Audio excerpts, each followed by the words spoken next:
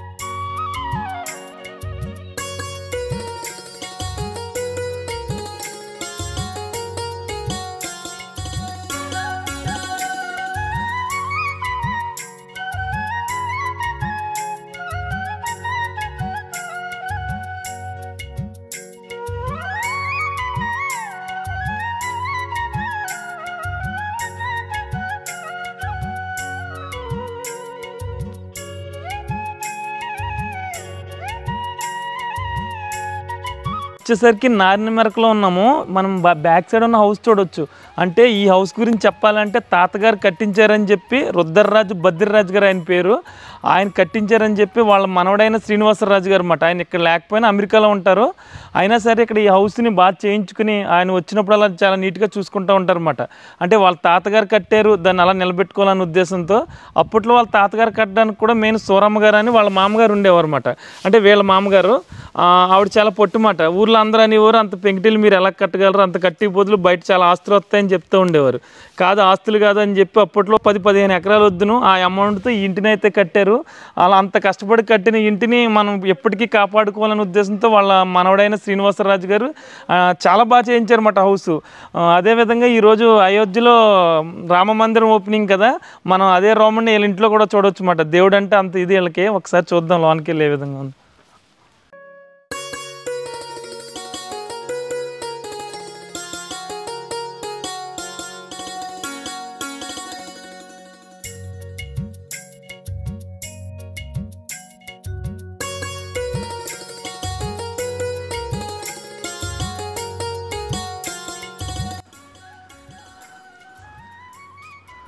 మనం బయట చూడొచ్చు. ఇది అంత ఉండేలా చూసుకుని చాలా నీట్గా అయితే పెట్టుకున్నారన్నమాట. ఏ రోజుగా రోజు నీట్గా తోడకపోతే ఇంత నీట్గా అయితే కనిపించదు మనకి.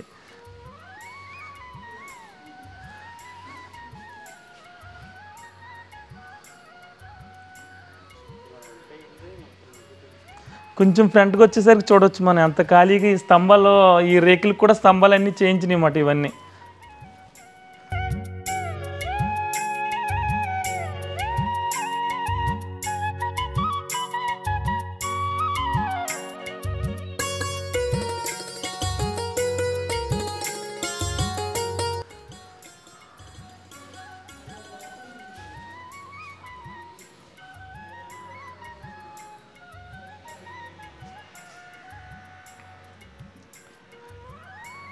ఈ స్విచ్చెస్ అన్నీ ఆన్లైన్లో తీసుకున్నారంట ఓల్డ్ హౌస్కి. అంటే ఓల్డ్ హౌసే కానీ ఇప్పుడు కొన్ని పని చేయకపోతే అన్నీ నీట్గా అన్నీ మళ్ళీ వేయించారన్నమాట.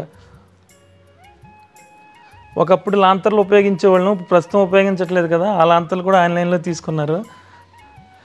ఒక పల్లెటూరులో అప్పట్లో ఇల్లు అంటే వాళ్ళ తాతయ్య గారు వాళ్ళు ఉన్నప్పుడు ఏ విధంగా ఉందో ఆ విధంగా చైరు, మనం కుర్చీ మడత కుర్చీ అంటారు దాన్ని. నెక్స్ట్ ఈ చైర్స్.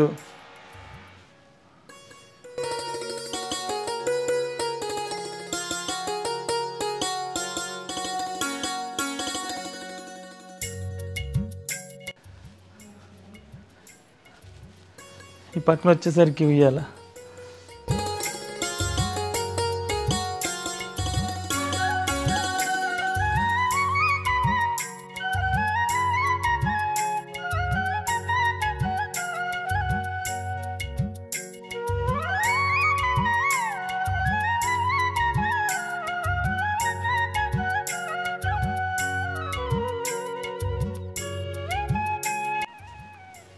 ఈ గుమ్మం మీద చూడొచ్చు మనం మెయిన్ ఎంట్రన్స్లోని. ఈ ధాన్యం వచ్చేసరికి 2 years బ్యాక్ వీళ్ళ గృహప్రవేశం కింద చేసుకున్నప్పుడు కట్టుకున్నది అది. పాత రోజుల్లో అయితే ఏమన్నా చిలకలు పిచ్చుకలు వచ్చి తింటాయని కట్టేవారు, కానీ ప్రస్తుతం ఎక్కడ కనిపించట్లేదు కదా, అందుకని అవి అప్పుడు కట్టిన ఏ విధంగా ఉన్నాయి ఇప్పుడు అదే విధంగా ఉన్నాయి.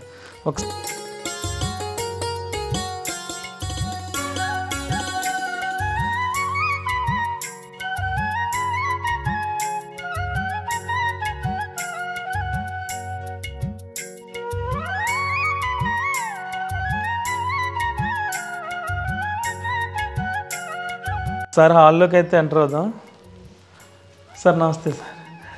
మనం ఇప్పుడు హాల్లో చూడొచ్చు, అయోధ్యలో రామ మందిరం ఓపెనింగ్ జరుగుతుంది. ఇక్కడ అదే స్థాయిలో వీళ్ళు పూజ అయితే చేసుకున్నారు. మనం ఇప్పుడు చెప్పుకున్నాం కదా తాతయ్య గారు కట్టిన హౌస్ చాలా జాగ్రత్తగా చూసుకుంటున్నారని. ఆయన పేరు వచ్చేసరికి శ్రీనివాసరాజు గారు, మేడం గారి పేరు వచ్చేసరికి విజయలక్ష్మి గారు. ఇది వచ్చేసరికి రామ పరివారం అన్నమాట. ఈ రామ పరివారం వచ్చేసరికి ఈ పక్కన పెడతారు, అది వచ్చేసరికి శివ పరివారం అన్నమాట. వీళ్ళందరూ ఇక్కడ ఉంటారు అన్నమాట. ఈ హాల్ ఏ విధంగా ఉందో ఒకసారి చూడొచ్చు.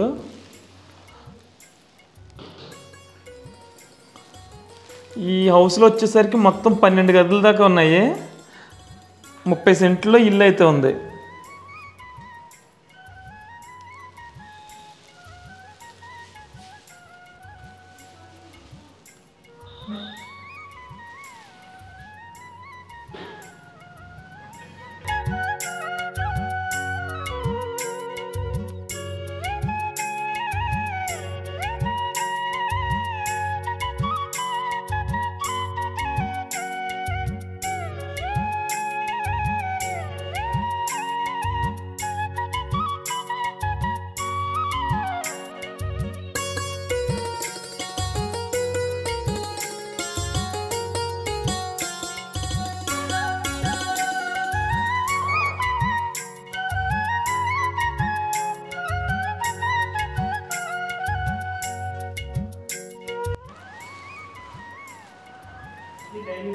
ఇది డైనింగ్. ఓకే, ఇది డైనింగ్ రూమ్ మాట అండి.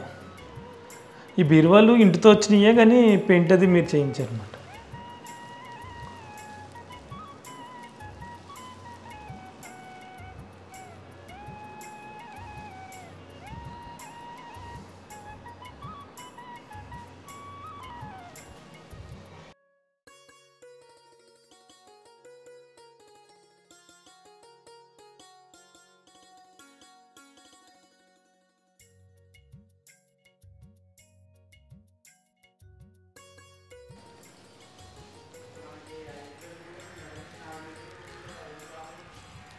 ఒకసారి ఇక్కడ చూడొచ్చు మనం, ఇది పందిరి మంచం. అప్పటిదే పాతదే, ఇది చాలా నీట్గా చేయించుకున్నారు.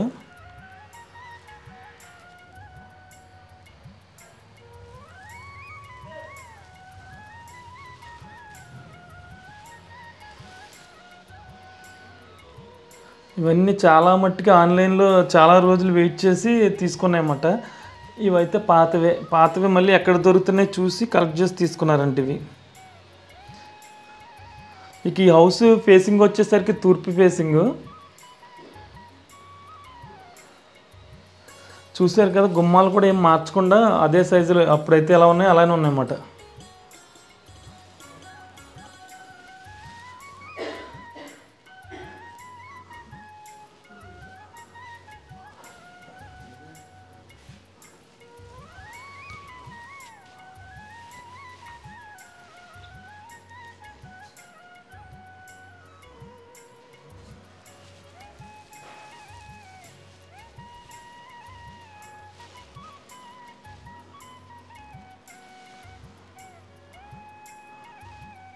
మనం ఇప్పుడు ఇందాక చెప్పుకున్నాం కదా, ఈ హౌస్ కట్టించింది ఈయనైతే భద్రరాజు గారు, సూరమ్మ గారు అన్నమాట. ఈవిడ గురించి చెప్పుకోవాలి, ఎందుకంటే ఈ హౌస్ కట్టాలి ఏమైనా సరే అందమైన పెంకుటిల్లు ఉండాలి. ఇప్పుడైతే పర్వాలేదు, అప్పట్లో పెంకుటిల్లు కట్టడం అంటే మామూలు విషయం కాదన్నమాట. చెప్పాను కదా, ఆవిడ పట్టుదలగా ఎన్ని ఆస్తులు పోయినా పర్వాలేదు మంచి ఇల్లు అయితే ఉండాలని కట్టించిన ఇల్లు మాట ఇది. వాళ్ళిద్దరు ఫోటో ఇది. కానీ అప్పుడు కట్టడం ఒక ఎత్తు అయితే ఇప్పుడు దీన్ని మెయింటైన్ చేయడం మరో ఎత్తు మాట.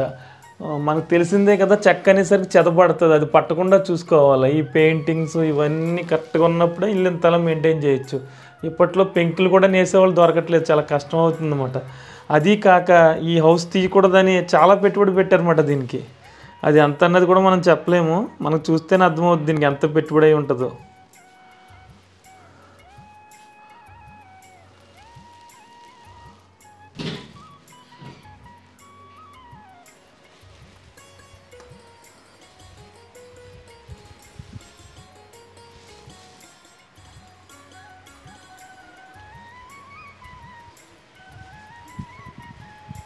ఇది ఫస్ట్ వచ్చేసరికి కార్ షెడ్ అని వేసారు, కానీ కార్ షెడ్ అంటే ఇది డైరెక్ట్ అవుతుంది. మెయిన్ గేట్ చూడొచ్చు మనం ఇక్కడ,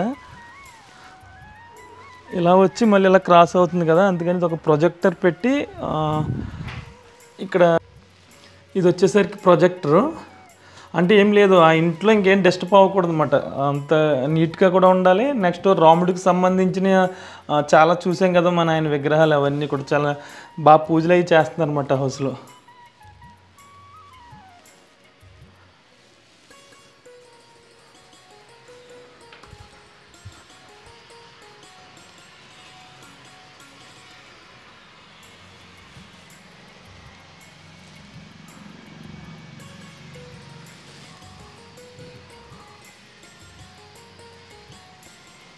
మొత్తం దేవతా వృక్షాలని మనం ఈ చెట్టు చూడొచ్చు. ఇప్పుడు ఇది కదంబ వృక్షం అన్నమాట, ఇది కదంబం అంటారు దీన్ని, చెట్టుని.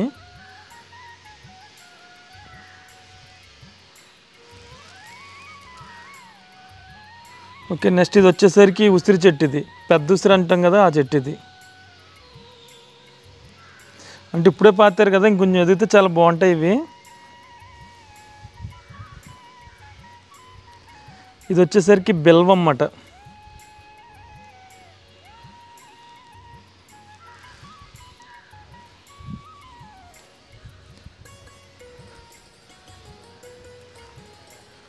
ఈ రెండు వచ్చేసరికి ఇది పారిజాతం చెట్టు, అవతల కూడా పారిజాతం చెట్టే.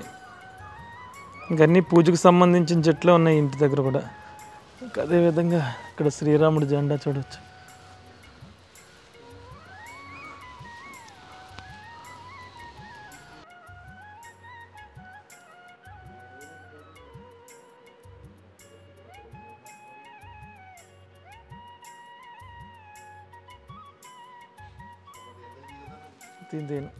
చాలామంది అనుకుంటారు డబ్బు ఉండి ఉంటుంది, చేయించి ఉంటారని. డబ్బు చాలామంది దగ్గర ఉంది, వారి దగ్గర చూడగలిగేది లగ్జరీ కార్సు, ఆస్తులు, ఇంటి నిండా డాక్యుమెంట్స్. ఎందుకంటే ఇంటికి ఎంత పెట్టినా వెనక్కి రాదనేది ఒక సామెత. మనం ముందుగా చెప్పుకున్నట్టు పెద్దవారి మీద ఉన్న ఇష్టమే ఇదంతా చేయిస్తుంది. వీరు ఎక్కడున్నా ఇల్లు ఎలా ఉంది అనే ఆలోచనే కదులుతూ ఉంటుంది వీరి మదిలో.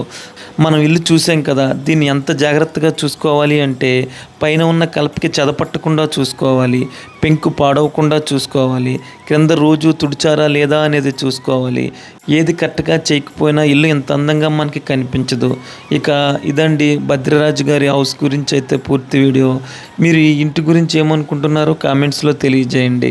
ఇక ఇలాంటి మరిన్ని వీడియోస్ కోసం చూస్తూనే ఉండండి గోదావరి ముని యూట్యూబ్ ఛానల్.